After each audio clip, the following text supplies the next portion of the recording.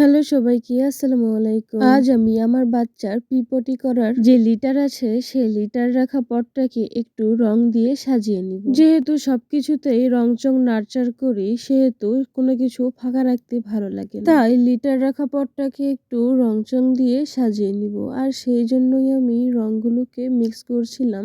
আর আমার কাছে বেশি রং ছিল না, সব রং শেষ হয়ে যাওয়াতে অল্প একটু করে ছিল, যেটা একদমই নষ্ট হয়ে যাবে কিছু না করলে। সেই জন্য কিছু রং মিক্স করে এই যে এইরকম একটা মাটির মতো কালার আসে সেইটাকে পটের অর্ধেক পর্যন্ত দিয়ে দেই তুলির মাধ্যমে, আর উপরের দিকে সাদা দিয়ে কভার করে দেই। আর তারপরে আমার কাছে অন্য কোনো রং না থাকাতেই শুধু সবুজ আর কালো ছিল, আর হালকা গোলাপি ছিল, যেটা দিয়ে কোনো রকম কাজ হতো না। সেই জন্য সবুজ আর কালো দিয়ে একটা গাছের শেপ দিয়ে দিই। আর এই যে দেখো আমার পটের ফাইনাল লুক কেমন লাগছে কমেন্ট করে জানিয়ে দিও।